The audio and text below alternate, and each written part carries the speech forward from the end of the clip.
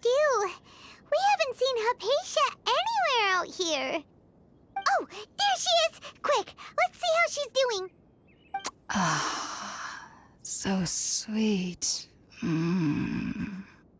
Well, the good news is that she's still conscious. Hey, why'd you drop her food on the floor like that?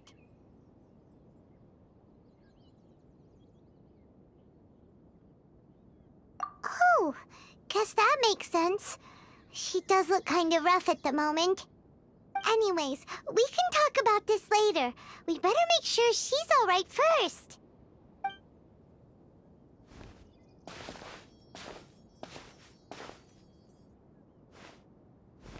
Whoa, wait a sec. Look at all this fruit lying around her. We can put that to good use.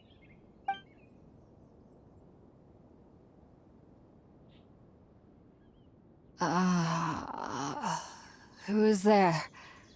Tainari, is that you? Huh?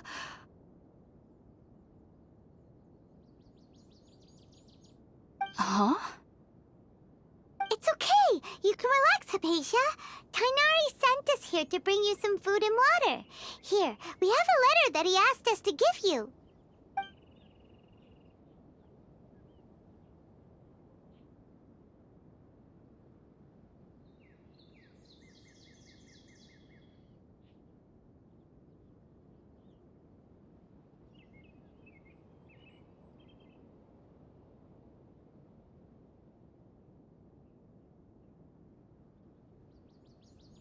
I see.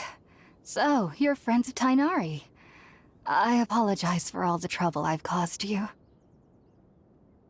I'm grateful that you came so quickly to save me. You even brought all this fruit. Well, actually, we didn't bring the fruit. It was already here when we arrived. We were kind of wondering about that, actually.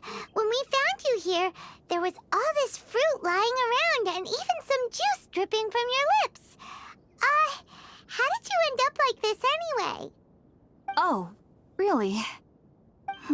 I seem to understand now. All the fruit was likely from my, neighbor. Must have come by and saw me like this. Your neighbor?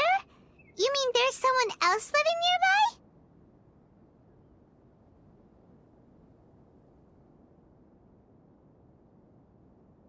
Oh?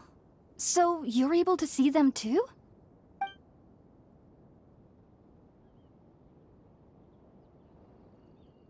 Wait, hold on a second, Traveler. You say that before we arrived, you saw some mysterious creature and suddenly had a strange dream? Isn't that a little too crazy to believe? No, I actually do believe what the Traveler is saying.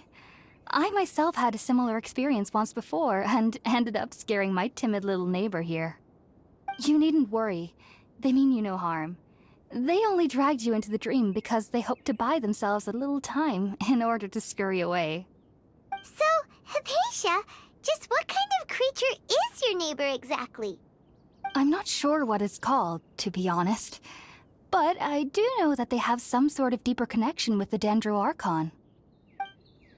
I know this because the first time I saw them was also the exact day my consciousness was able to form a connection with Irminsul.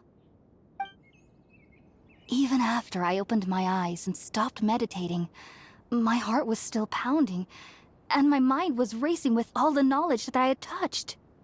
And at that very moment, I suddenly noticed a small figure at the opening of the cave. In my curiosity, I began to walk over to the creature. They must have already been used to me living in the cave, because they didn't seem to mind me approaching them. They just kept doing whatever they were up to. It wasn't until I crouched down next to them that they suddenly realized that I could see them. Oh, and then? And then I had a dream. By the time I came to, they were nowhere to be seen. I was convinced they'd never show up again. But sure enough, I saw them nearby a few days later, and they weren't alone. I feel like they aren't as afraid of me as the first time I approached them, but I never would have expected them to save me. Yes, no doubt about that. By the way, Tainari mentioned in his letter that you had questions for me regarding Irminsul.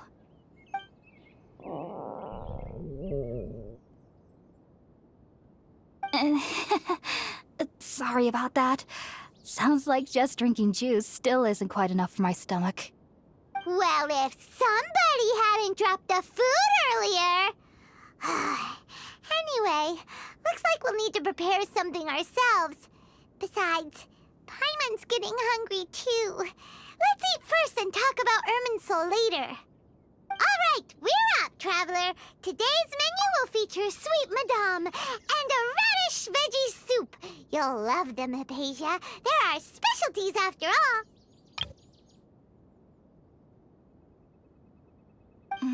Sounds good. I've never tried any dishes from other nations before. I certainly look forward to it. It's been so long since I've had a decent meal, too. To be honest, the last time had to be when Tainari came to visit.